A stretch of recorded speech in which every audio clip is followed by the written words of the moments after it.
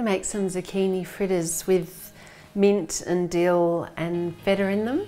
You could use fresh corn, you could use carrots, you could use grated potatoes, but today we're going to use zucchinis because we've just picked a few from the garden. So firstly we'll give them a wash.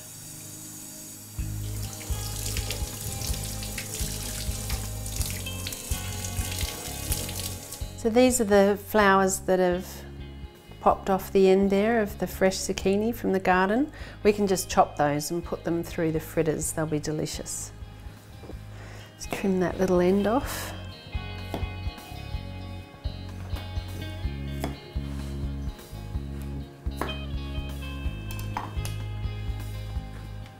There are lots of recipes for stuffing zucchini flowers. You can batter them and you can crumb them and fry them, which is delicious, but this is a nice simple way to use them and it's much quicker.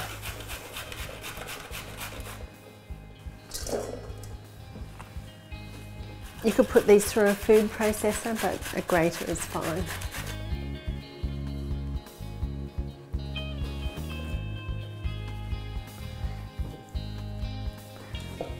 I'll squeeze out a lot of liquid, a lot of moisture from these zucchinis, so see how much water comes out of them.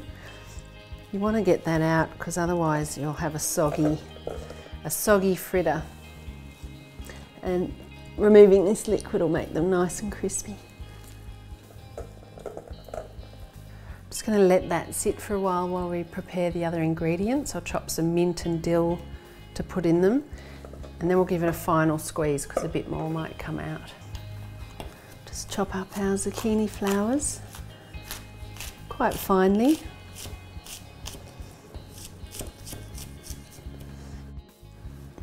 This bit that's a bit crunchier, I'll just chop it into a smaller dice. We'll chop some mint. Mint and dill are delicious together. If you don't have mint, you could use parsley, you could use fresh coriander. Could use basil if it's in season. I'll give this a wash.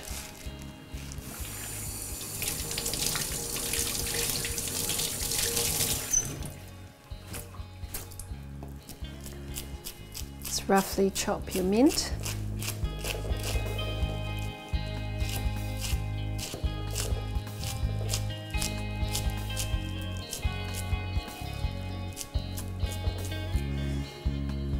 Going to cut through it that way to make sure it's in smaller pieces so it's not long and stringy.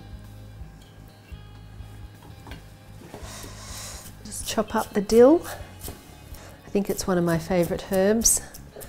Beautiful with potatoes, carrots, cabbage, coleslaw. It's good with everything, dill. Let's give this one final squeeze, get some more liquid out of it.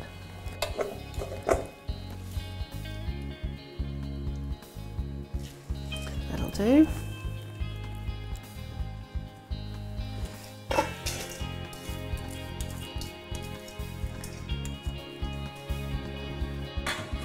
I'm going to crumble in some feta. I'm using Danish feta because it's a bit creamier and smoother, and it's a bit lower in salt than the Greek feta, so it's not quite as strong a flavour.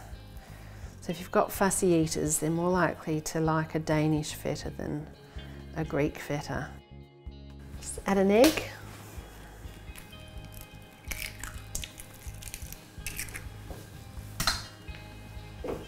We'll beat that in.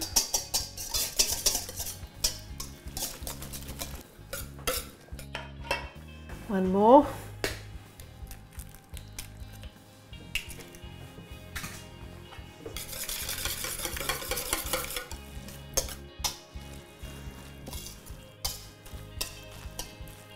This is self-raising flour, not plain flour, so it's got some raising agents in it that will make them lighter and crispier. We'll add the herbs. A pinch of salt. You don't need very much salt because the feta is quite salty. I'll switch to a spatula to mix them up. That looks beautiful already. That colour. Yum. So that's it. You don't need to handle them very much. Keep them nice and light. Just till the flour's just incorporated. That's lovely. So the egg will bind them, and so will the self-raising flour. So we'll just fry those off. Just going to shallow fry them in vegetable oil. You could use a rice bran oil if you want. That's a good size. Just flatten them a little bit.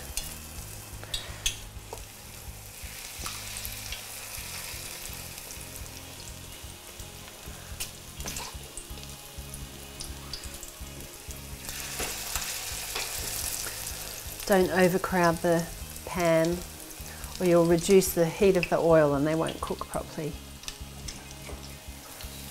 So just turn them around so they get evenly browned.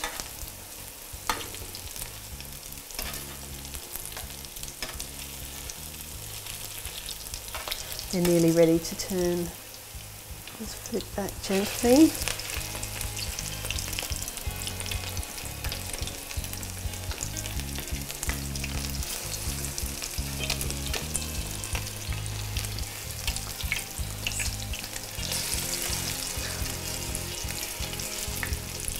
Be careful to flip them away from yourself so you don't burn, splash yourself with hot oil.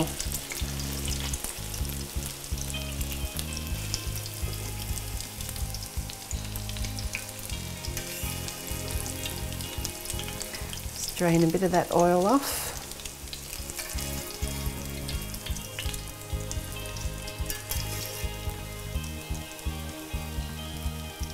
You could eat these just hot, straight from the pan. That's when they're best. Or have them with a green salad.